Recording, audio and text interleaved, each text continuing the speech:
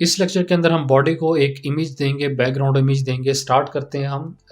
मैं सबसे पहले बॉडी के CSS के अंदर कोड के अंदर जाऊंगा और यहाँ पर मैं एक प्रॉपर्टी लिखूंगा बैकग्राउंड इमेज की इमेज, और इसको आगे लिखूंगा URL से मुराद कि जहाँ से मैंने इमेज को लेना है। ब्राउज़ की ऑप्शन आ जाएगी, इस पर क्लिक करूँगा।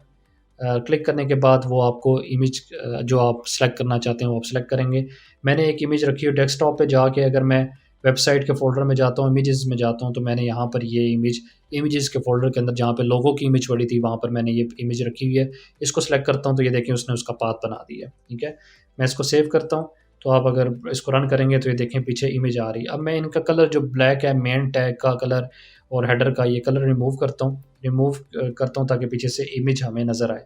मेन टैग का ये बैकग्राउंड कलर मैं रिमूव कर देता हूँ, सेव करता हूँ।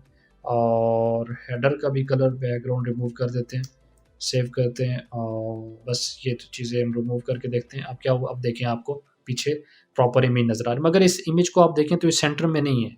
ये अगर मैं इसका साइज़ छोटा करता हूँ तो ये देखें वो उधर से गायब होती जा रही है इमेज, वो सेंटर में नहीं है। मैं ये चाहता हूँ कि ये जब मैं साइज़ छोटा भी करूँ तो ये इमेज इसी शेप में रहे, दरमियान में आ जाए। तो इसको सेट करने का तरीका क्या होता है कि आप फिर दोबारा बॉडी के टैग में जाएँगे, इसके अंदर इसकी CSS के अंदर क्या लिखेंगे, बैकग्राउंड बैकग्राउंड साइज़ लिखेंगे और कवर कर देंगे इसको।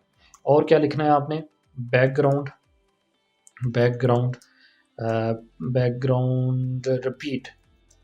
मैं इसको समझा देता हूँ कि ये हम क्यों लिख रहे हैं। नो रिपीट करेंगे और हम लिखेंगे बैकग्राउंड विजिबिलिटी नहीं, बैकग्राउंड पोजीशन हम इसको लिख देंगे शिफ्ट पा के बैकग्राउंड पोजीशन में वो ऑप्शन शो नहीं कर रहा, मैंने बैकग्राउंड गलत लिख दिया, बैकग्राउंड पोजीशन, क्योंकि वो मैंने बैकग्राउंड की स्पेलिंग गलत लिख दिए थे। इसको मैं सेंटर कर देता हूँ, ये हमारे पास आ गया। अब अगर मैं इसको देखता हूँ, फ्रेश करता हूँ, तो ये देखें इमेज अब हमारी बीच में सेंटर पे सेट हो गई है।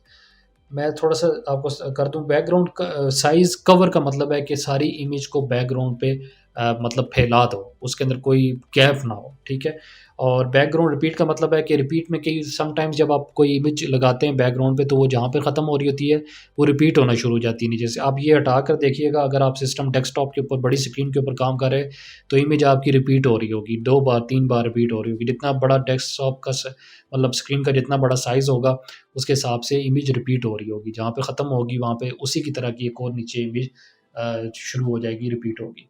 आप उसको ख़त्म करने के लिए एक ही इमेज रखने के लिए आप बैकग्राउंड रिपीट को क्या करते हैं, नो रिपीट कर देते हैं। बैकग्राउंड पोजीशन मतलब उसको सेंटर में सेट कर दो।